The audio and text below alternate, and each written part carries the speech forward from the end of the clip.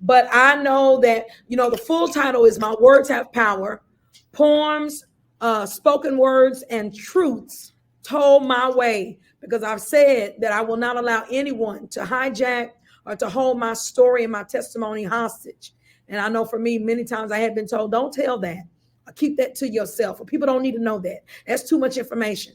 But the Bible says in Revelation 12 that we overcome by the words of our testimony.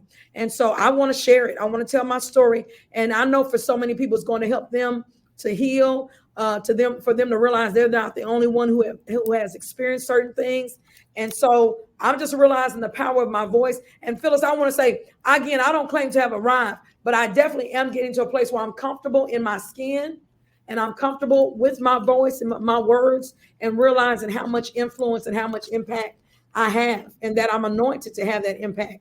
And I want to use it. Do you do so well in school and sports while having to act and write poems?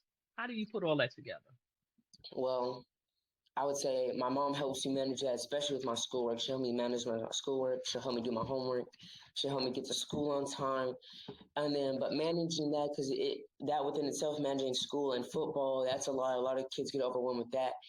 And then me, I just say that God gifted me with just the talent to be prepared for anything, being put on the spot or even being prepared. So I'd say playing a football game on Thursday and coming back that night and writing a poem is things I've done and things I'm willing to keep doing.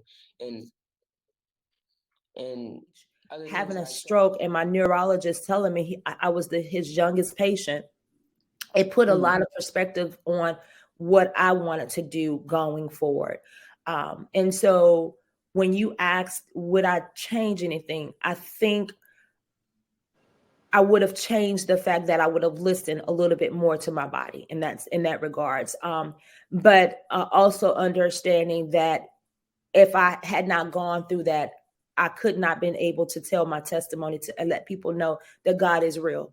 Because the day after I had my stroke, I actually flatlined and died. My mother is amazing. That's my friend, that's more than a mother. But watching her coming up, I saw that, it just, everything was possible. From her struggling to graduating college to doing different things. I looked at her, and a lot of our times were so tough. But I looked at her and I thought, it's possible. Anything is possible.